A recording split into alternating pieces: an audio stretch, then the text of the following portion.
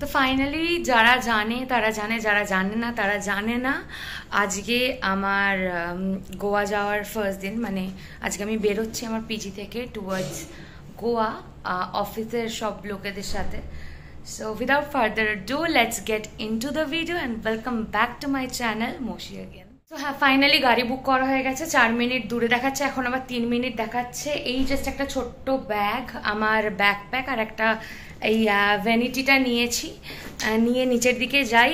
লাঞ্চটা তো করে যাওয়ার কথা, এবার দেখা যাক কত দূর কী হয়, কারণ আমি খুব প্যানিক করছি। রাস্তাঘাট চিনি না, বেঙ্গালুরু এসে এখন অবধি এক্সপ্লোর কিচ্ছু করা হয়নি। কতটা দূর কি হবে ওখানে গিয়ে খাওয়ার চিন্তা করব। আপাতত বেরিয়ে যাই, বেরিয়ে পড়ি, তারপর যা হবে দেখা যাবে। আর এখানে গাড়ি নিয়ে মোটামুটি নেক্সাস শান্তিনিকেতন মলটা পেরিয়ে গেছিলাম, টুয়ার্ডস ম্যাজেস্টিক যাচ্ছিলাম। ওখান থেকে যশবন্তপুর রেলওয়ে স্টেশন, যেখান থেকে আমাদের ট্রেনটা ছিল, সেইখানের পথের দিকেই রওনা মোটামুটি দিচ্ছি। আর এই রাস্তাটা আমার কাছেও নতুন ছিল সেই দিনের জন্য। তারপর যদিও হ্যাঁ অনেকবার বাইক রাইডে গেছিলাম বন্ধুদের সাথে এদিক ওদিক, কিন্তু অ্যাজ সাচ দিনের আলোতে কাজের জন্য খুব একটা যাওয়া হয়নি।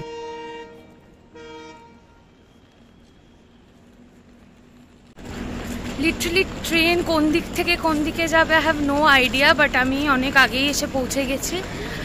আর এখানে এসে লাঞ্চ করে নিয়েছিলাম, পিজি থেকে বেরোনোর সময় লাঞ্চটা করতে পারিনি, তো আপাতত একটা বসার জায়গা খুঁজছি ছায়া দেখে। আর যারা অফিস কলিগস আছে তাদের আসার অপেক্ষা করছি, কেউ এসে পৌঁছায়নি। I am the first, although আমি সব থেকে বেশি মনে হয় এক্সাইটেড ফর দিস ট্রিপ, ওই জন্য আমি সবার আগে চলে এসেছি। দেখা যাক কি হয়। আর ট্রেন আসবে প্ল্যাটফর্ম নাম্বার 4-এ, আমি সেখানেই আপাতত হাঁটছি, বাকিটা লোকেরা আসলে দেখাচ্ছি। এখানে মোটামুটি তখন ব্যস্ততা চলছিল, কে কোন জায়গায় বসবে। আর মেয়েদেরকে না রাখা হয়েছিল একদম মাঝে, একটা পুরো খুব একটা রেলওয়ের পুরো খুব আমাদেরই বুক করা ছিল, ভীষণ বড় একটা ফিনান্স টিম ছিল আমাদের আফ্রিকা প্রসেসের। প্রথমের দিকে ছেলেরা ছিল, শেষের ছেলেরা, আর মাঝখানে আমি। আর ওটা ইয়াচনা হাই করলো, এটা নীতিশা। তো মোটামুটি সিট ঠিক হয়ে যাওয়ার পর সবাই মোটামুটি ফোন নিয়ে একদম মেমোরি কালেক্ট করছে। This was Harshitha Hakka. এখানে আক্কা মানে বড় দিদিকে বলা হয়। কাজল এটা, ওটা আমাদের Kuldeep, he was the interviewer of mine. এটা কিরণ। আর এখানে সব সিনিয়র বসে, বারিওয়েল স্যার, পাশে ওই স্যারের নাম জানি না, জানলার পাশে আমরা টম অ্যান্ড জেরি অফিসের রামরাজ আর আমি। হ্যাঁ, ভীষণ ভালো ছেলে, কোঅপারেটিভ। ওটা Anil sir. This was Smith আর senior manager Bashir Bagalkoti sir. খুব ভয়ঙ্কর ব্যাপার, আমাদের আফ্রিকান লায়ন। তো ট্রেন মোটামুটি ছেড়ে দিয়েছিল, আর আস্তে আস্তে আমরা খুব নাচানাচি করেছিলাম ট্রেনের মধ্যে, সেগুলো তোলা হয়নি কারণ আমি নিজেই নাচছিলাম, আর কে তুলবে। সবাই মোটামুটি পাগল হয়ে গেছে। এখানে কিছুটা টেম ডাউন হয়েছিল, এনার্জিটা ফুল স্পিডে চলছে। আর ওই পাশে সিনিয়ররা তখন নাচতে শুরু করেছে, দীপিকা, অখিলেশ, কিরণ, সবাই দেখছে। আর এটা ইভিনিং স্ন্যাক সবাই নিচ্ছিল। আর আমার তো ওই গরমে যা নাচানাচি চিৎকার চেঁচামেচি করেছি, মোটামুটি এনার্জি ড্রেঞ্চড আউট হয়ে গিয়ে তখন হালকা করে বসে মানে মাথা ধরেছে। আর এনাদের তখনও শেষ হয়নি। হ্যাঁ, সবাই মানে ভয়ঙ্কর। আর যিনি নাচছেন ভদ্রলোক, পাতলা চুল যার, উনি হচ্ছেন প্রদীপ স্যার, আমার কেটি। আর এখানে ভাস্কো দা গামা স্টেশন। পরের দিন আমরা পৌঁছে গেছিলাম, একটা ওভারনাইট ট্রেন ছিল, মানে কয়েক ঘন্টারই, 12-13 ঘন্টার। এটা সুগ্রেশ ভাইয়া, প্রীতিদি, দীপিকা গেন, Anil sir, Bashir sir, Muthu, DJ sir, Dhrubajyoti, মামা, আনন্দ মামা, কলিগ, সবাই একই অফিসের, ইয়াচনা। তো বাসের মধ্যেও এবার হচ্ছে, রামরাজকে বলা হচ্ছে নাচার জন্য, আর সে নাচবে না, তাই তাকে বলা হচ্ছে you are not considered to be a man. আমিও যে খুব একটা বেশি কিছু জানি তা নয়, কিন্তু পুরনো ঐতিহ্যবাহী শহরগুলো অনেক কিছু না ইতিহাস এখনও বহন করে চলে। আর যেখানে যারা একটু বর্গী, মানে যারা বাইরে থেকে এসছিল, আমি বলতে চাইছি যারা ব্রিটিশ, বাইরের অ্যাংলো যারা, তারা যেখানে যেখানে এসছিল সেখানে না পরিবেশটা মানে if it is still untouched, এখনও অন্যরকম। ওখানের বাড়িগুলো, রাস্তাঘাট এখনও সেই পুরোনো দিনের সময়টাকে না মানে এখনও যেন ধরে রেখেছে। এত সুন্দর রাস্তাঘাট, এত সুন্দর হাওয়া, বাড়িঘরদোর, আমি তো প্রেমে পড়ে গেছিলাম। আমরা যারা অফিসের মধ্যে খুব কাছের, ইয়াচনা, নেহা, আমি, কুলদীপ, এরা আবার প্ল্যান করছি যদি আবার যেতে পারি নিজেরা নিজেদের মতো করে। তো এখানে সবাইকে ডাকা হচ্ছিল নাচার জন্য, তো সবাই তৈরি হচ্ছে। মোটামুটি আমরা আমাদের যেখানে স্টে ছিল, আমাদের যে রিসর্ট ছিল তার কাছে মোটামুটি পৌঁছে গেছিলাম, সেটাও দেখা যাবে হয়তো। আর এখানে আমি কিছু কিছু পুরনো স্থাপত্য যেগুলো ছিল ওগুলো তোলার চেষ্টা করেছি, জানি না কতদূর কি পেরেছি, কারণ খুব শর্ট ট্রিপ ছিল আর রাশের মধ্যে গেছিলাম, এই চলে এসেছি। আর এখানে বড় বড় জাহাজ, অফকোর্স গোয়া মানে সমুদ্র, বিচ, প্রচুর জাহাজ, ক্রুজ, ওর মধ্যে মানে ক্যাসিনো, ডেস্ক যার জন্য বিখ্যাত সেগুলো তো আছেই। আর আমরা যে গোয়ার মধ্যে যে যাচ্ছি সেটা মানে তুলেছিলাম, আর এটা ছিল আমাদের রুম। এই রুমটা আমার, ইয়াচনার আর নেহা বা লক্ষ্মী কেউ একজন থাকতে পারতো। তো finally ended up staying all alone, কারণ আমি রাত্রিবেলা এত ঘুমিয়ে পড়েছিলাম যে আধ ঘন্টা ধরে দরজা ধাক্কেছে, আমি খুলিনি, মানে আমি শুয়েই রয়েছি, আমার মনে হচ্ছিল আমি যেন পিজিতে ঘুমাচ্ছি।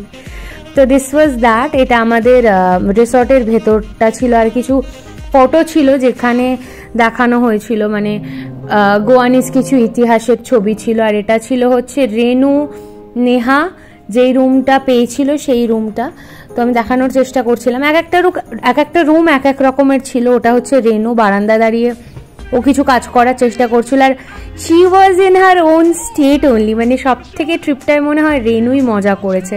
ও ফুল অন পুরোটা ব্লগ করে গেছে, নিজের মতো এদিক ওদিক দৌড়ে ঝাঁপিয়ে বেরিয়েছে। আর ঠিক বারান্দার বাইরে এরকম একটা সিনারিও থাকলে আর কি চাই। আমলকি গাছ ছিল, আমি খুব অবাক হয়েছিলাম আমলকি গাছ দেখে, মানে খুব সুন্দর সুন্দর ছোট ছোট আমলকি ছিল। আচ্ছা, আপনারা সবাই বলুন তো গোয়া মানে সবার প্রথমে মাথায় কি আসে? নিউ স্টাইল, এক্সোটিক ট্রেন্ডস, আর কি ওয়াটার স্প্ল্যাশ। সো বিইং আ ওয়াটার বেবি, একটা পুল না থাকলে রিসর্টে কি করে হয় সেটাই আপনাদের সবাইকে দেখাচ্ছি। তো আমাদের রিসর্টটা বাইরে থেকে দেখতে কিছুটা এরকম ছিল, জল খুবই স্বচ্ছ পরিষ্কার ছিল, কিন্তু being a patient of obsessive compulsion disorder, আমি তো জলে নামতেই পারিনি। আর ওখানে ডিজে স্যার বসেছিল, আর পাশে যেটা হাট মতো ছিল না, ওখানে রাত্রিবেলা পার্টি অ্যারেঞ্জ হয়েছিল। আর এখানে the alpha of our team is Bashir sir. Bashir স্যারের ফুল প্যাক, আমরা সবাই বেরিয়ে পড়েছিলাম দিনটায় যা যা প্ল্যান হয়েছিল ওর জন্য। ফার্স্টে we were heading out towards the dolphin spot, তারপর গেছিলাম আগোডা ফোর্টে, and then we ended up our day at Baga beach. ওটা কে যাচ্ছিল আমার ঠিক মনে পড়ছে না। তো মোটামুটি আমরা রওনা দিয়েছিলাম। রাস্তা খুব সুন্দর ছিল, চারিদিকে খুব সুন্দর সুন্দর ভীষণ ক্যাফে দেখতে পাচ্ছিলাম ওখানে, আর চারিদিকে নারকোল গাছ, আর এত সুন্দর সুন্দর ছোট ছোট রেসিডেন্সিয়াল প্লেস দেখেছি, এত সুন্দর সুন্দর বাড়ি ঘরদোর, সেগুলো ভাষায় যে কিভাবে ব্যক্ত করব তা বলার আর ক্রম নেই। আর এখানে আমার রাইডিং পার্টনার ছিল ধ্রুবজ্যোতি স্যার, আমি তার পেছনে বসেছিলাম। যেহেতু I don't carry a licence officially, for that reason আমি চালাতে জানলেও I am not allowed to ride a scooter. এখানে ট্রাফিক যে রুলস ভীষণ স্ট্রিক্ট। আর এটা একটা চার্চ ছিল ইন বিটুইন, আমরা সবাই একসাথে হল্ট করছিলাম যাতে কেউ রাস্তা না হারিয়ে ফেলি। 600 কি 650 টাকা এরকম নেওয়া হয়েছিল 24 ঘন্টার জন্য, মানে পার ডে স্কুটারগুলো, আর তেলটা নিজেদেরকে ভরে নিতে হবে। তো আমরা টুয়ার্ডস একটা পেট্রোল পাম্পের দিকে যাচ্ছিলাম যেখানে আমরা তেল ভরে নেব। অ্যান্ড আফটার দ্যাট আমরা আমাদের প্রথম স্পট যেটা ছিল, যেখানে ডলফিন ভিউ পয়েন্ট, ওখানের দিকে আমরা রওনা হচ্ছিলাম। কিন্তু আনফর্চুনেটলি ওখানে দেখার মতো সেরকম কিছুই ছিল না, কিন্তু জায়গাটা দেখতে পারবেন। জল চারিদিকেই জল, আর খাঁড়ি মতো অ্যাকচুয়ালি, মানে উপত্যকা অঞ্চল তো খাঁড়ি মতো, তো যেরকম দেখা উচিত জিওগ্রাফিক্যালি সেরকমই দেখতে, কিন্তু খুব সুন্দর সুদিং। আর হ্যাঁ, রোদটা একটু ছিল যা, কিন্তু ওয়েন নেচার গ্রিটস ইউ না উইথ ইটস বিউটি, তখন মনে হয় গরম হোক, বর্ষা হোক, ঝড়ঝাপটা হোক, সব কিছুই ভুলে যেতে ইচ্ছে করে। আর সেই দিনও গুগল ম্যাপ আমাদের কিছু ঘুরিয়েছিল, বাবারে বাবা, এদিক ওদিক সাপের মতো আঁকিবুকি কেটে সোজা গিয়ে বাঁকা পথে গিয়ে আলটিমেটলি আমরা ডলফিন ভিউ পয়েন্টটা কোথায় ছিল সেটা খুঁজে সেখানে পৌঁছেই গেছিলাম। সবাই আস্তে আস্তে আসছিল, মানে people were riding their scooters at their own pace না, তো ফলে কেউ আগে আসছিল কেউ পরে আসছিল। তো আমরা সবাই অপেক্ষা করছিলাম, ইয়াচনা দাঁড়িয়ে, এটা দিলীপের মতো গাড়িটাকে পার্ক করছে সুবিধা অনুযায়ী। তো মোটামুটি সবাই ডিসাইড করলো যে এখানে দেখার কিচ্ছু নেই, সময় নষ্ট করব না। দেন ওখান থেকে আর দেরি না করে আমরা সোজা চলে গেছিলাম আগোড়া ফোর্টে। সেখানে মানে ভিউ পয়েন্ট একটা, সমুদ্রই দেখা হবে, ফোর্টে যাওয়া হতো আর কি, দুর্গ সেরকম। কিন্তু রাস্তাটা একটু যদি রোদটা কম থাকতো সেটা ভালো ছিল, কিন্তু নেচার রাস্তা সব মিলেমিশে না একদম একটা অদ্ভুত সিচুয়েশন। আর গোয়া এটা আমার ফার্স্ট টাইম ছিল, কিন্তু মানে খুব যে পরিতৃপ্ত হয়ে গেছি তা নয়।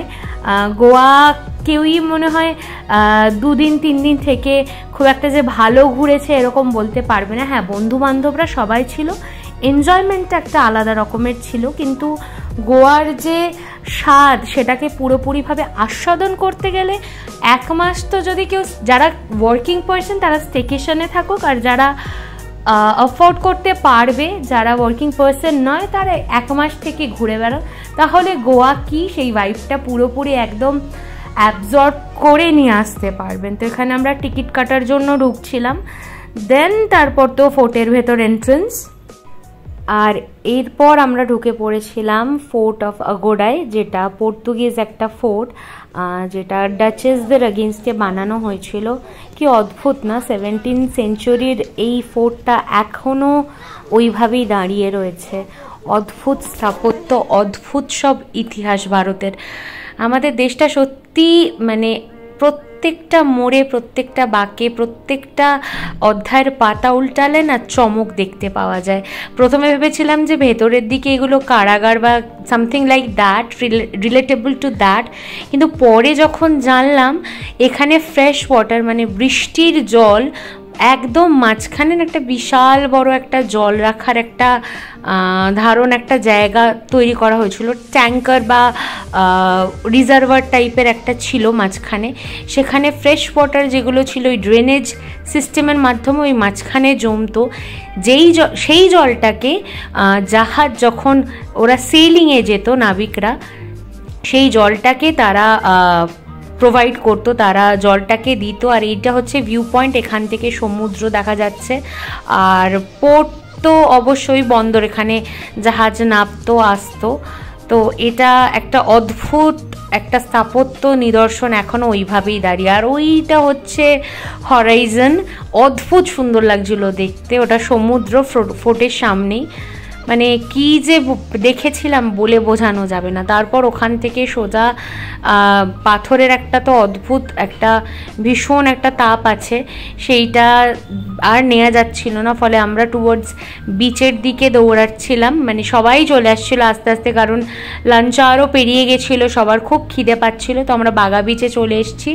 ওখানে লা মারিনা বলে একটা খুব ফেমাস বিচ আছে, বিচ শ্যাক আছে, ওখানে বসে আমরা সবাই খাওয়া দাওয়া করেছিলাম। আমি স্পেসিফিক্যালি একটা ডিশ অর্ডার করেছিলাম, সাজেস্টেড বাই মাই দিদি, চিলি প্রন, অদ্ভুত সুন্দর খেতে। আর রাশিয়ানরাই বিচটা চালায়। আর এই হচ্ছে সেই লা মারিনা শ্যাক, যেখানে বসে আমরা আমাদের দুপুরের লাঞ্চ সেরেছিলাম। আর যারা whoever wanted to বুজ তারা করছিল, কিন্তু I was into water sports. তো আমি জলের মধ্যে নেমেও গেছিলাম, স্পিড বোর্ডেও চড়েছিলাম। ভীষণ ভয় পেয়েছিলাম, কারণ সমুদ্রের ঢেউগুলো এমনভাবে আসছিল, মানে আমি পেছনের দিকে হড়কে যাচ্ছিলাম, তো খুব ভয় লাগছিল। আর ওটা ইয়াচনা আর কাজল যাচ্ছে সামনে আগে। আর বিচ নিয়ে তো আলাদা করে কিছু বলার থাকে না, সমুদ্রের জল, বালি, মানুষজন। হ্যাঁ, এক একটা জায়গার কনজারভেটিভ, কোনো জায়গায় একটু ওপেন ওয়াইড হয়, মানুষজন, পরিবেশের যে আউটলুকটা হয় সেটা। এটা খুব একটা ওপেন, একটা ওয়েস্টার্ন টাইপের বিচ ছিল, তো আমিও খুব এনজয় করেছি, সাজাগোজা করেছি, আর আমাকে দেখতে কিছুটা এরকম লাগছিল। So I was all up with my bikini, and তার উপরে একটা ডিভাইডেড স্কার্ট পরে নিয়েছিলাম আর একটা ওড়নাকে শ্রাগ মতো করে সেটা পরে নিয়েছিলাম। তো এখানে একটু কায়দা করে ভিডিওগ্রাফিক্যাল স্টাইলে যেরকম হয় সব আজকাল করে, পা দেখানোর চেষ্টা করছি। তো যথারীতি দিনটা শেষ করে জলে দাপিয়ে আবার টুয়ার্ডস রিসর্টের দিকে আমরা ফিরছিলাম, কারণ রিসর্টে ওই দিন রাত্রিবেলা আমাদের পার্টি অ্যারেঞ্জ হয়েছিল। প্রচুর নাচা গানা, খাওয়া দাওয়া, মস্তি হয়েছে, আর এক একজনের এক এক রকম ভঙ্গি, প্রত্যেকটা মানুষের এক এক রকমের হাবভাব আদব কায়দা দেখে খুবই মজা হয়েছিল। আর যাওয়ার পথে তো আরও একটা ভয়ঙ্কর কাণ্ড হয়েছিল, রাস্তা হারিয়ে ফেলেছিলাম। তার জন্য তো মোটামুটি একটা প্যানিক করে গেছিলাম যে মানে আমি পুরো শেষ, আমি আর কোনোদিন বাড়ি ফিরতে পারবো না, হারিয়ে ফেলছি। ওই মালং মুভির মতো সে মানে সব যত সব পেডলিংয়ের জন্য যারা আসে টাসে কিনে নেবে, বেচে দেবে, সে এক্সট্রিমিস্টরা যেরকম আর কি ভাবে, আমি ওইসব ভাবতে মোটামুটি শুরু করেছি। কাউকেই দেখতে পাচ্ছি না, সবাই মোটামুটি চলে গেছে, আর আমি যাচ্ছি টুয়ার্ডস রিসর্টের দিকে। কিন্তু রাতের বেলা লাইটিংগুলো অসাধারণ দেখার মতো, মানে এত সুন্দর সুন্দর সব ক্যাফে, রেস্টুরেন্ট আর খাওয়ার জায়গা, সে বলে বোঝানো যাবে না।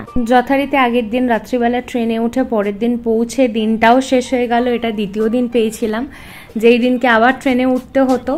আবার ট্রেনে উঠে পরের দিন সকালবেলা আবার ব্যাক টু বেঙ্গালুরু। তো এই বিচটাকে অ্যাজ পার দেয়ার সে এই বিচটাকে বলা হচ্ছিল, এটাকে বলা হয় গোয়া বিচ। তো আমরা গোয়া বিচে ছিলাম, এটা কুলদীপ স্মিথ আর সামনে আমাদের টিমের লোকেরা যাচ্ছে। এখানে তো ফুল অন পোজ, ফটো তোলা, কারণ এটা একটু সেরেন ছিল এবং ক্রাউডেড না, পুরোই ফাঁকা ছিল, দেখতে পাচ্ছেন। আর যেহেতু বেলা হচ্ছিল, আর মেয়েরা বুঝতেই পারছেন সাজগোজ, হ্যাঁ আমি যদিও খুব সাজগোজ করি, কিন্তু আমার কিন্তু খুব একটা বিশেষ সময় লাগে না। আর এটা আগের দিন বাগা বিচ থেকে চুলের এই অবস্থা করেছিলাম। স্যার বলেছিল, অনিন্দিতা ইয়ে নাইজেরিয়ান বানকে তো কাহা ঘুম রায়। তো আমি তাকে রেসিপ্রোকেট করেছিলাম যে স্যার ইয়ে আপকা হি দেন হ্যাঁ, কারণ আমাদের প্রসেসটাই আফ্রিকান প্রসেস। তো আমার খুব ভালো লেগেছিলো সবাইকে এরকম করতে দেখে, তো আমি আর নেহা করেছিলাম। এখানে সবাই মোটামুটি বাসে উঠে গেছে, আবার আমরা যাচ্ছিলাম টুয়ার্ডস 450 থেকে 500 বছরের পুরনো ব্যাসিলিকা অফ বম জেসাস। এখানে যিশু বলে ব্যাকগ্রাউন্ডে গান হচ্ছিল, আর আমি শুনছিলাম কৃষ্ণ কৃষ্ণ। অলদো আমার অনেক ভিডিও এদিক ওদিক ফোন করে ডিস্টর্টেড হয়ে গেছে, তাই পুরো ভিডিওটা আর দেখাতে পারছি না। যদি ভিডিওটা ভালো লেগে থাকে then do like, share, comment, subscribe. আরও এত সুন্দর সুন্দর ভিডিও নিয়ে আসবো। আর এই হচ্ছে সেই ঐতিহ্যবাহী পুরনো চার্চ। আর আমি কথা দিচ্ছি প্রত্যেক সপ্তাহে এবার থেকে একটা করে আমি ভিডিও ছাড়বো। তো এখানে মোটামুটি সব team. See you in the next video.